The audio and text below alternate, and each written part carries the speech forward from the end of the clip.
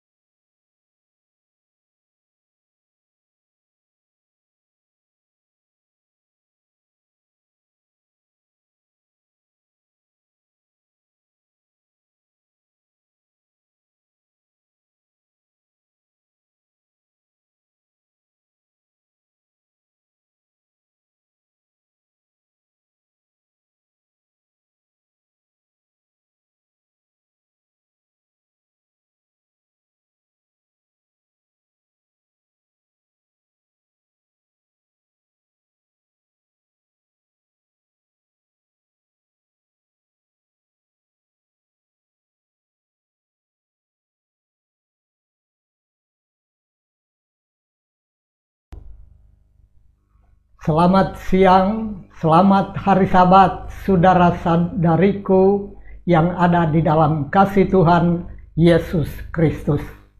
Sebelum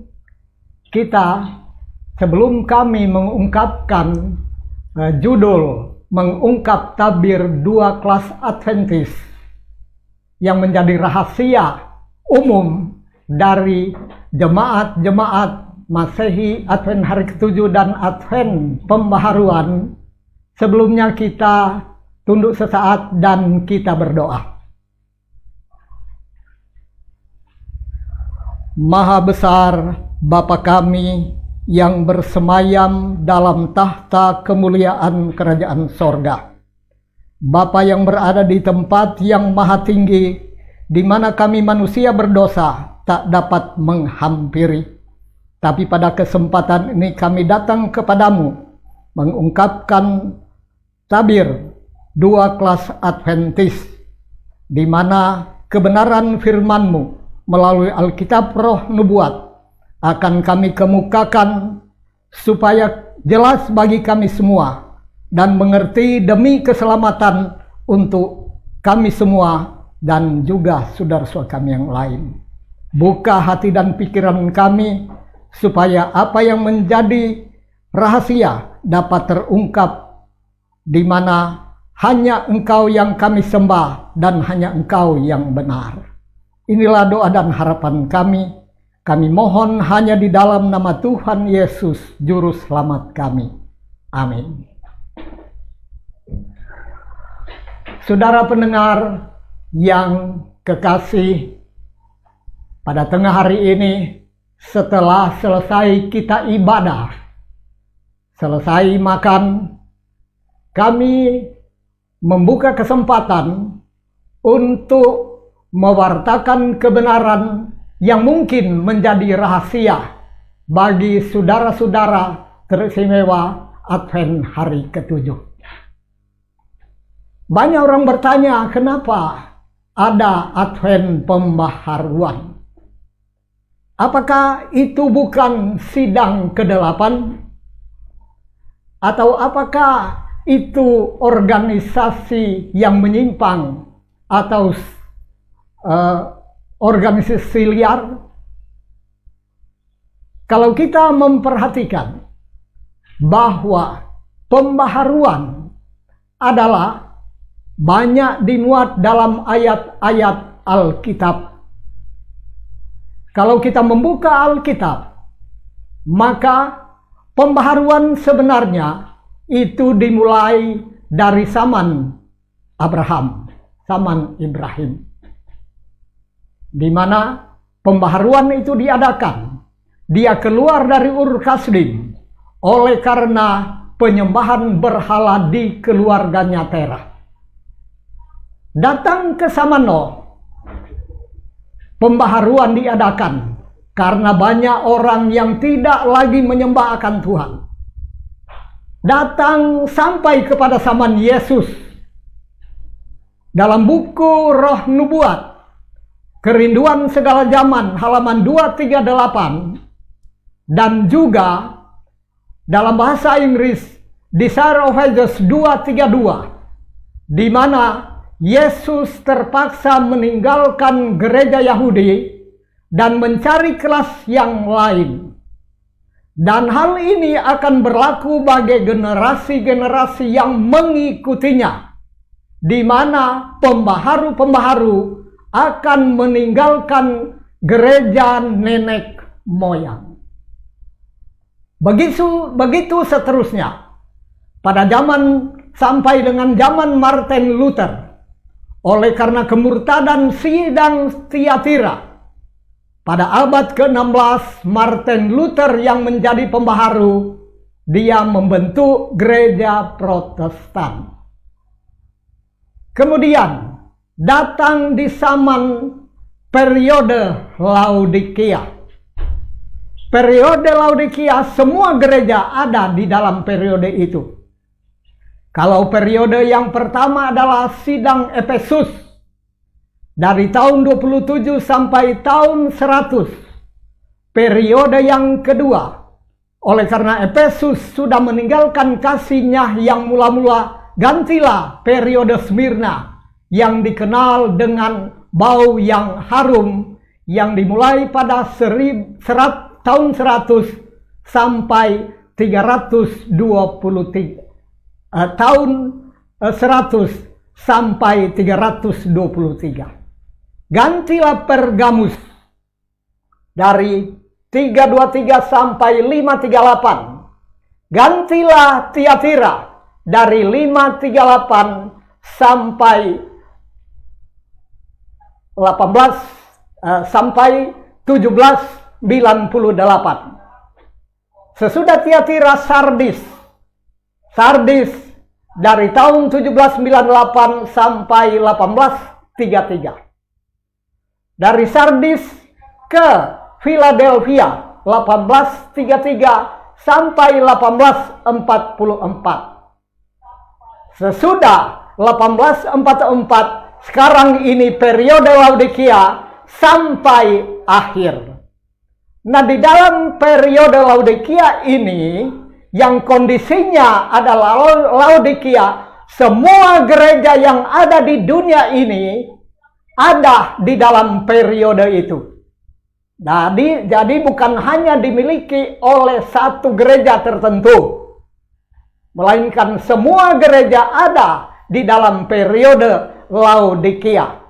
Gereja Protestan, gereja Metodis, pernah Sister White, Nabia, yang terakhir dari Masaya dan hari ke-7, keluar dari Metodis, kemudian Joseph Bate dari gereja Baptis, kemudian James White, kemudian tokoh-tokoh agama, tokoh-tokoh pionir Advent yang lalu itu datang bergabung di dalam Masaya Advent hari ke-7 atau SDA, Seventh Day Adventist, yang diorganisir pada 22 Mei sampai 23 Mei di tahun 1863 di Battle Creek.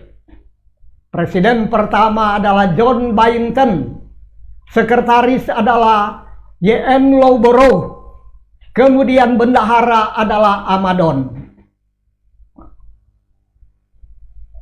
Periode Laodikia 1844 dimulai, yaitu 22 Oktober, ketika Yesus dari bilik suci pindah ke bilik yang maha suci, atau merupakan ujung daripada nubuatan yang terpanjang 2300 kali dan petang, dengan kegagalan daripada William Miller yang merupakan pil yang pahit bagi umat-umat yang menunggu, karena mereka salah tafsir, di mana mereka menunggu Yesus datang, padahal Yesus berpindah dari bilik suci ke bilik yang maha suci.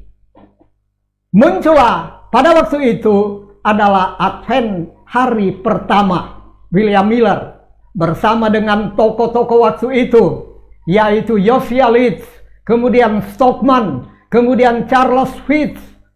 50.000 anggota menunggu, akhirnya gagal, kecewa, masa kekecewaan.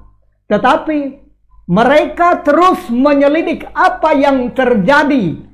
Ternyata Hiram Edson yang dikaruniai inspirasi di dalam kebunnya, yaitu kebun jagung, dan dia melihat dalam khayal, yaitu Yesus bukan datang ke dunia, tetapi dia berpindah dari bilik suci ke bilik yang maha suci.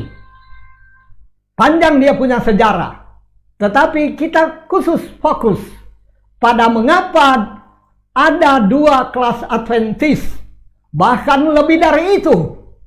Organisasi-organisasi Advent sangat banyak. Pada waktu mendaftar tahun 1863 ada 6 Advent yang mendaftarkan diri, yaitu di sini kami membaca dalam buku Mendidik Membawa Terang, Pembawa Terang. Advent yang mendaftar pada tahun 1863 adalah dalam buku Pendidik Pembawa Terang halaman 180, kita membaca yang mendaftar adalah Advent Christian atau First Day Adventist.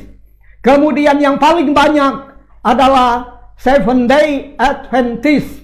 Jumlah gereja yang mendaftar Seventh Day Adventist adalah 2054 dengan 133.254 anggota.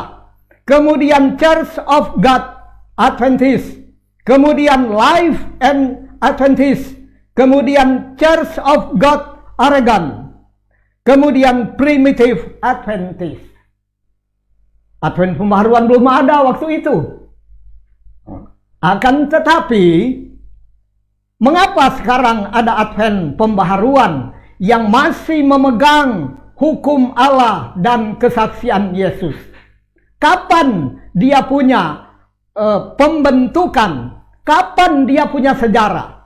Sebab untuk mengenal gereja yang benar, ada 3 standpoint yang harus kita perhatikan. Sebab semua gereja membicarakan bahwa dia mau ke sorga. Sampai gereja setan pun, Satanic Church yang didirikan oleh Dr. Anton LaVey di California pada tahun 1955, dia bilang mau ke sorga. Dia menggunakan ayat-ayat Alkitab. Tetapi apakah ke sorga?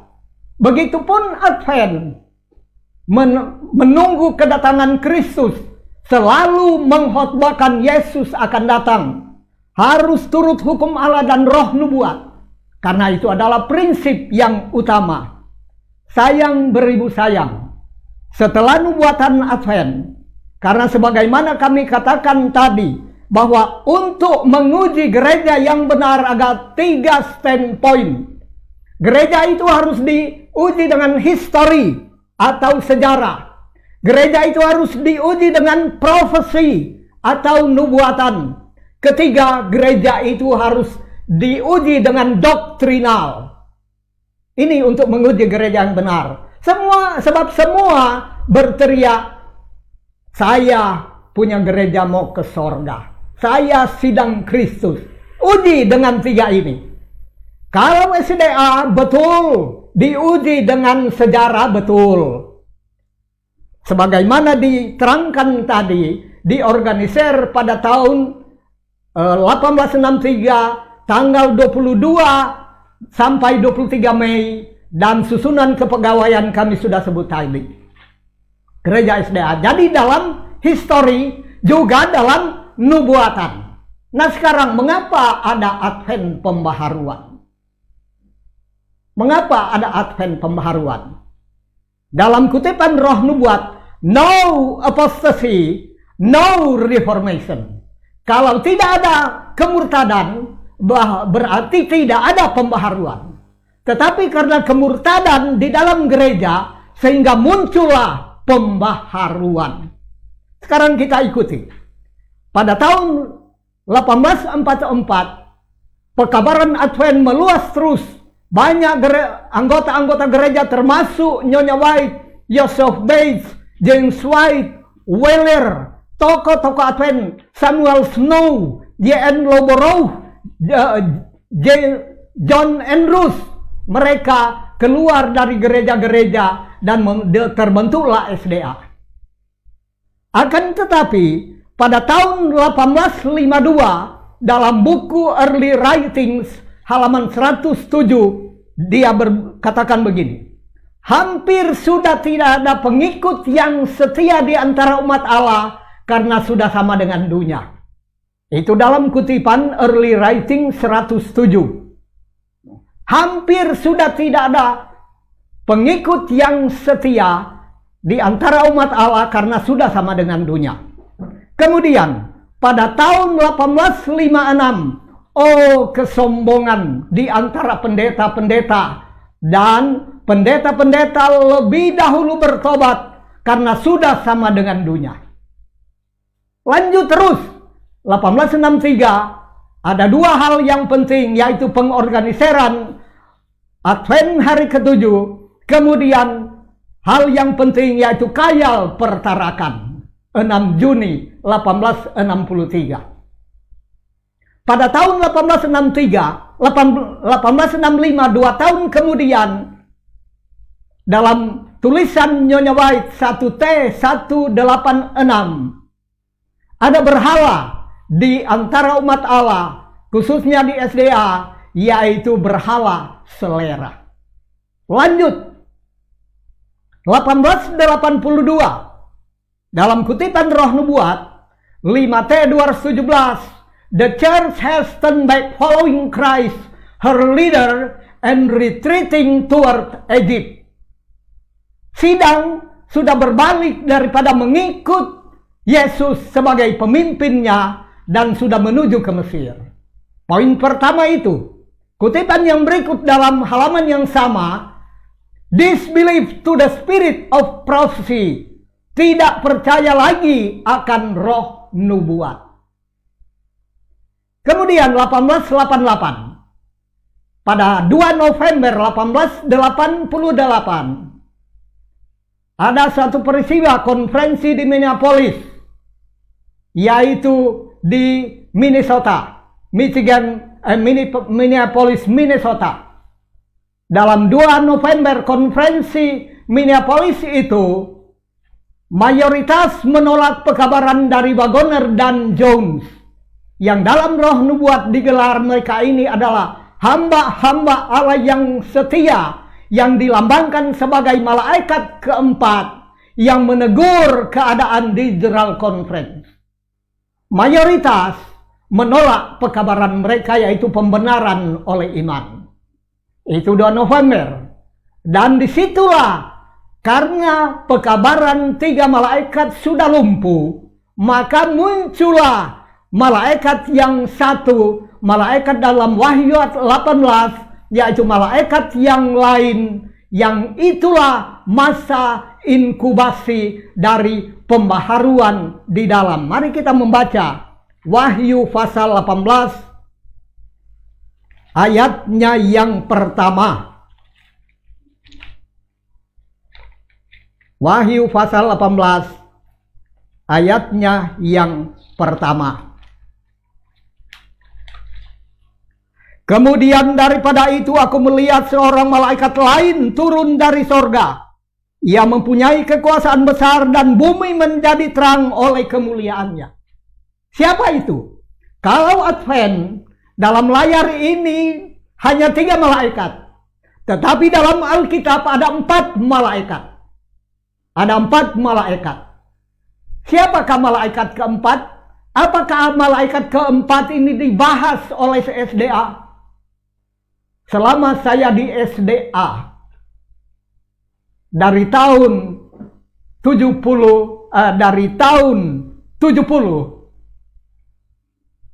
kami hanya mendengar pekabaran 3 malaikat. Tetapi setelah kita menyelidiki lebih jauh, ada 4 malaikat. Mengapa malaikat keempat ini datang? Malaikat itu bukan malaikat pakai sayap. Dalam kutipan Roh Nubuat, malaikat itu adalah hamba-hamba Allah yang setia. Pendeta-pendeta yang setia. Mengapa malaikat keempat itu harus datang? Oleh karena pekabaran malaikat, 3 malaikat sudah lumpuh, maka terpaksa dibantu oleh malaikat yang satu, malaikat Wahyu 18.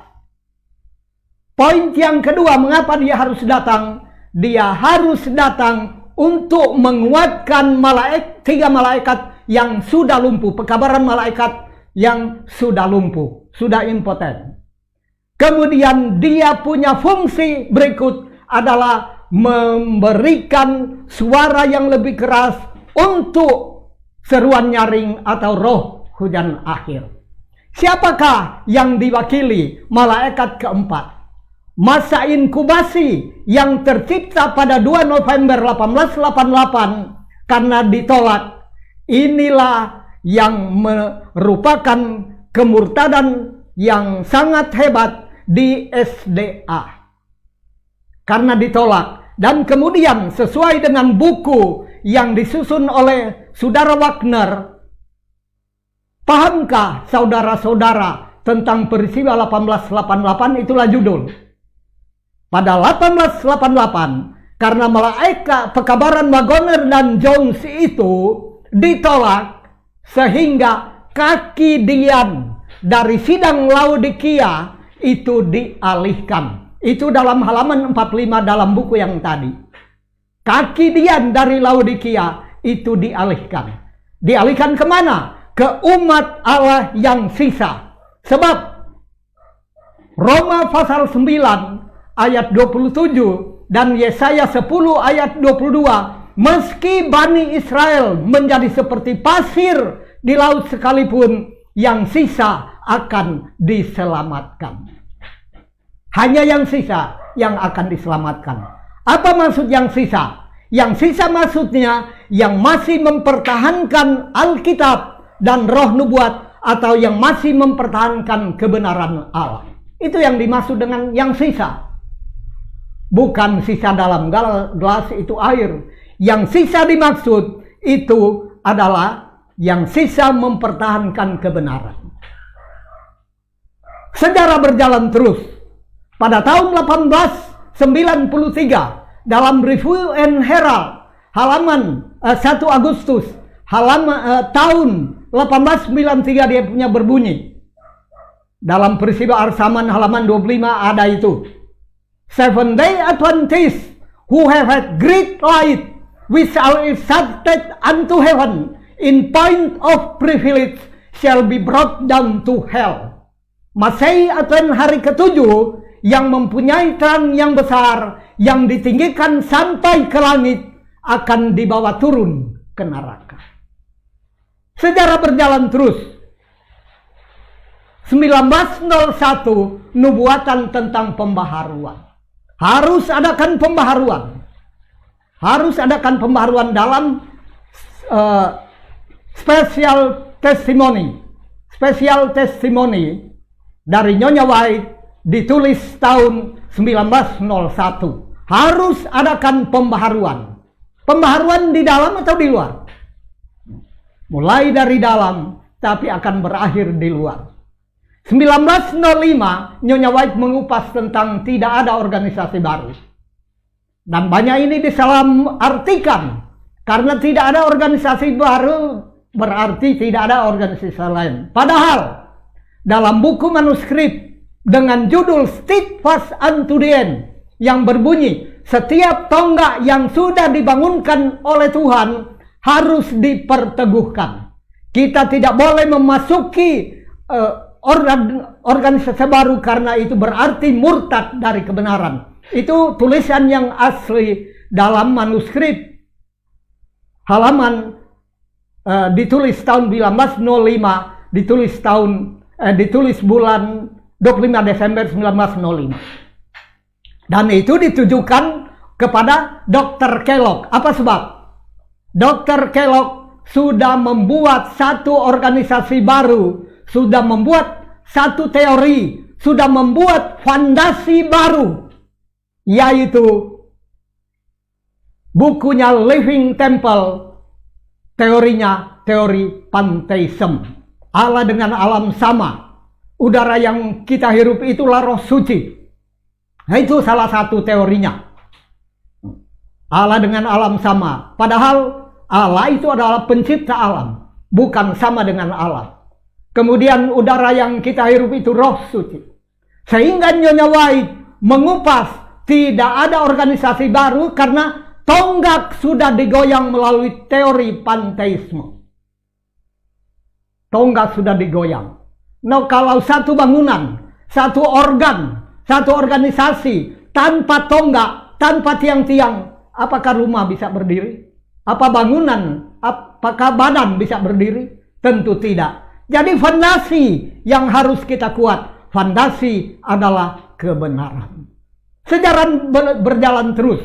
1909, konferensi terakhir dihadiri oleh Nyonya White. Dia katakan, krisis besar ada di hadapan umat Allah. Akan ada peperangan, akan ada kapal-kapal yang akan ditenggelamkan, ribuan bahkan jutaan jiwa akan melayang. Betul apa yang terjadi, yaitu meletusnya Perang Dunia Pertama. Meletusnya Perang Dunia Pertama. Apa terjadi dengan dunia Advent di Eropa sana? Umat Allah yang seharusnya tidak boleh memanggul senjata. Sebab pada waktu perang saudara di Amerika pada tahun 1865, presiden waktu itu adalah Abraham Lincoln. Maka kita bebas untuk tidak memanggul senjata, hanya membayar $300. Itu dalam buku Seventh-day Adventist in the Time War. Akan tetapi pada 1914 doktrin ini berubah. Sebab umat Allah yang menjadi penjaga-penjaga perbendaharaan Allah dilarang untuk tidak memanggul senjata. Apa sebab? Kalau kita memanggul senjata, dua hukum yang akan dilanggar. Hukum ke-6 dan hukum ke-4. Itulah yang harus kita hindari untuk tidak memanggul senjata dalam kondisi apapun.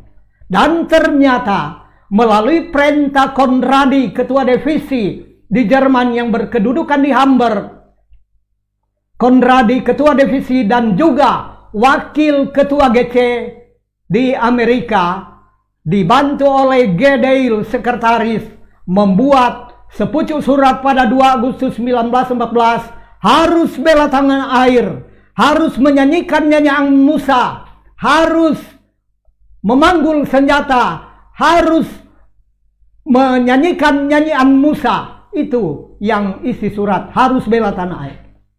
Dan 2% dalam majalah Jerman, yaitu Dresden of Neuesten, pada 18 April 1918, 20 April 1819 itu dimuat bahwa 2% yang tidak memanggul senjata, 98% memanggul senjata. Itulah puncak kemurtadan terbesar yang dialami oleh yang mengaku umat Allah. 2% inilah yang membentuk pembaharuan. Ada yang sampai mati. Dokumen-dokumen ada lengkap orang-orang yang mati. Ada yang dimasukkan dalam kamar gas. Ada yang ditembak. Tetapi banyak juga yang bela kebenaran walaupun hanya 4.000 di divisi Eropa yang tidak setuju memanggul senjata. Inilah yang membentuk organisasi pembaharuan yang masa inkubasinya dari 2 November 1888 dan mengorganisir diri pada 14 sampai 21 Juli 1925 dengan nama Seventh-day Adventist Reform Movement. Sebagaimana yang kami katakan tadi, apakah pembaharuan dalam Alkitab? Kita sudah sebut tadi Ibrahim, kemudian Noh, kemudian Yesus sendiri. Dalam Alkitab, kalau kita baca Yesaya 58 ayat 12, dalam cetakan yang lama si penumpat celah pagar, si penambak lorong-lorong yang akan didiami, tembok-tembok yang tembus akan didiami. Itulah nubuatan pembaharuan. Kemudian Yeremia 6 ayat 16, tanya jalan-jalan dahulu kala, camkan ini, berhenti dulu, tanya jalan-jalan dahulu kala. Jadi kalau dahulu tidak memasak, kita tanya jalan-jalan dahulu kala. Tidak memasak, zaman Musa tidak memasak. Kalau dulu bertarak, Kejadian 1 ayat 29 hanya buah-buahan ditambah dengan sayur-sayuran. Tanya jalan-jalan dahulu kala di Eden. Kita kembali bertarak sesuai dengan Kejadian 1 ayat 29. Nah, itulah pembaharuan. Tanya jalan-jalan dahulu kala. Bukan doktrin baru, bukan agama baru. Tanya jalan-jalan dahulu kala. Kalau dulu tidak memasak, sekarang tidak memasak. Rebuslah apa yang kamu rebus, gorenglah apa yang kamu goreng. Tanya jalan-jalan dahulu kala dalam Imamat 23, zaman Musa, zaman teokrasi. Kalau zaman Yesus, ada yang berbincang, Yesus makan ikan. Yesus makan ikan. Tetapi kalau kita buka King James dan Alkitab yang lain, ada dua pilihan zaman Yesus, yaitu fish and honeycomb. Fish and honeycomb.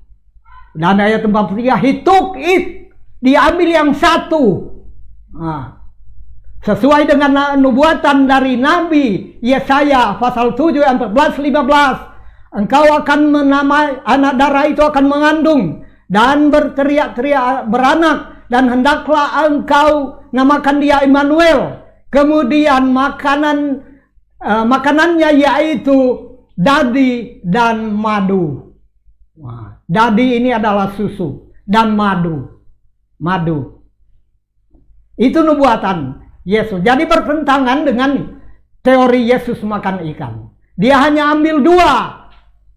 Mengapa dia ambil roti dan ikan? Karena waktu di Danau Galilea, sesuai dengan tulisan buku hidup yang terbaik, itu makanan pokok orang Galilea, roti dan ikan. Dan kalau kita baca seterusnya, mana yang diberkati? Mana yang ada sisa? 2 ekor ikan ada sisa? Dan 5.000 orang memakan hanya 2 ekor ikan? Ternyata yang diberkati adalah roti. Yang diberkati adalah roti karena 5 ketul dia masih dapat sisa 12 baku. Nah, itu sejarah Alkitab. Itu doktrin Alkitab. Makanya pembaharuan kembali ke jalan-jalan dahulu kala, Kejadian 1 ayat 29. Kalau zaman keimamatan, zaman Nuh hanya temporary. Karena air bah musnah dengan air bah segala tumbuh-tumbuhan, sehingga makanan daging yang halal itu hanya diizinkan sementara, temporary. Tapi kita tidak mengupas itu. Kita mengupas sejarah sekarang ini. Sejarah kelanjutan dari 2 kelas Adventis. Kemungkinan baru sebagian yang kami bisa ungkap sesuai dengan waktu. Karena waktu tentunya tidak mengizinkan. Mungkin saudara-saudara pendengar akan bosan. Tetapi apa yang ditulis oleh Roh Nubuat mengungkapkan tentang pembaharuan itu ada tertulis dalam Alkitab dan Roh Nubuat di Sarah of Ages 232. Kemudian Early Writings halaman 261, tulisan permulaan 447, saya melihat bahwa ada pendeta-pendeta yang ada di gereja nominal Adventist dan gereja-gereja yang sudah jatuh. Dan sebelum kutuk-kutuk itu dicurahkan, sebelum 7 kutuk itu dicurahkan, pendeta-pendeta dan anggota-anggota dari gereja-gereja yang sudah jatuh dan nominal Adventist akan dipanggil keluar untuk bergabung dengan umat Allah yang sisa. Kemudian dalam TM 514 dan 515, manusia-manusia yang punya pengertian jernih dibutuhkan sekarang.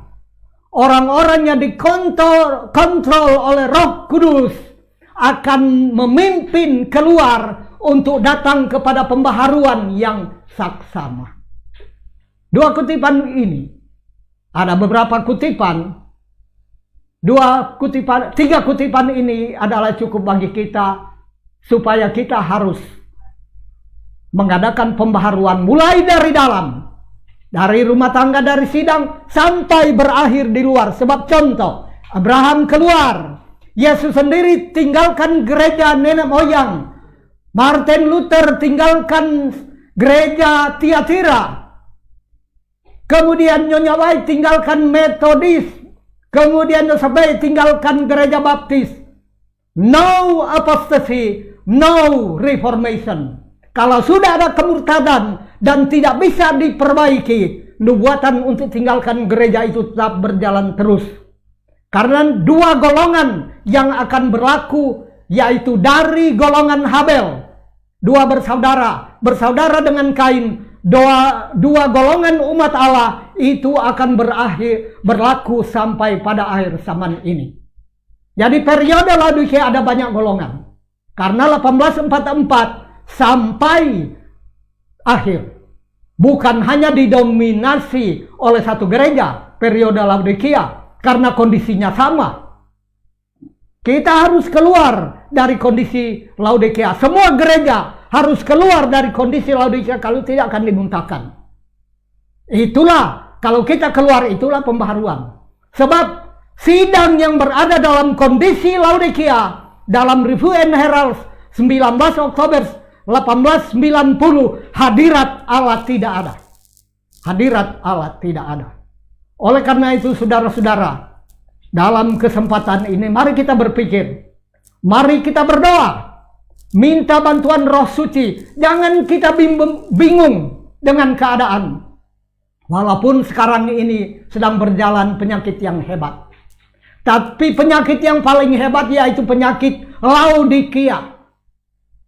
Karena itu tidak bisa disembuhkan kalau tidak mengadakan pembaharuan. Sejarah sudah ringkas.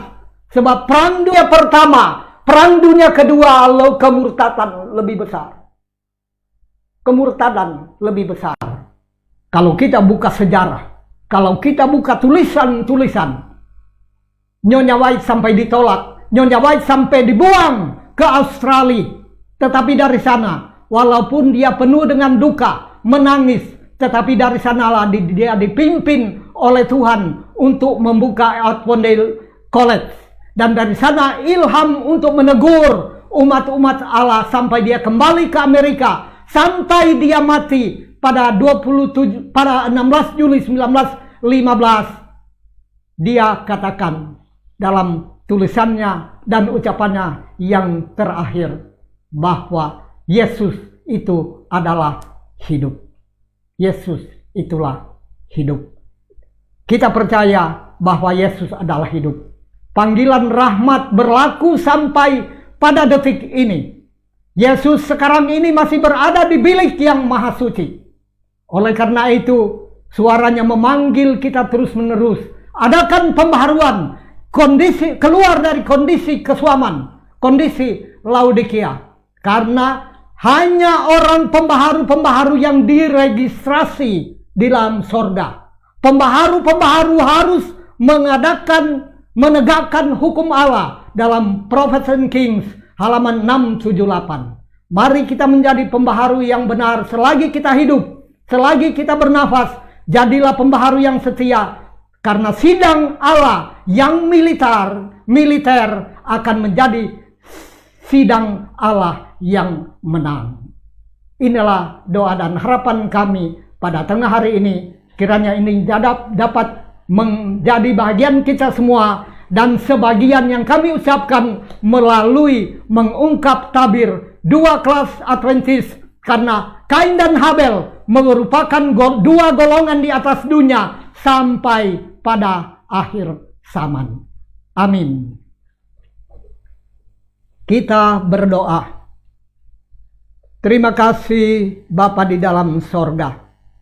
Saat ini kami dapat membawakan firman-Mu yang sederhana, mengingatkan dan menegur kami semua untuk mengadakan pembaharuan yang lengkap, karena hanya pembaharu-pembaharu yang dapat didaftarkan dalam buku-buku sorga. Kasihani dan jangan tinggalkan kami ya Bapa. Sucikan hati kami, dan biarlah pekabaran ini dapat menjadi bagian bagi saudara-saudara kami yang lain selagi pintu kemurahan masih terbuka. Tolonglah panggil melalui kemurahan rahmat-Mu untuk datang kepadamu sebagai pembaharu di dunia, dan menugaskan kami sebagai pembaharu untuk menegakkan prinsip kebenaran-Mu untuk kami semuanya dapat didaftarkan dalam buku-buku sorga. Sempurnakan doa kami ini ya Bapa. Berkati juga para pendengar yang bimbang, tolong Engkau pertetapkan hati. Yang menemui sakit, mengalami sakit, tolong sembuhkan. Karena kami percaya Engkau tabib di atas segala tabib. Tersimat sakit rohani. Kami mohon semuanya ini hanya di dalam nama Tuhan Yesus, Juru Selamat kami. Amin.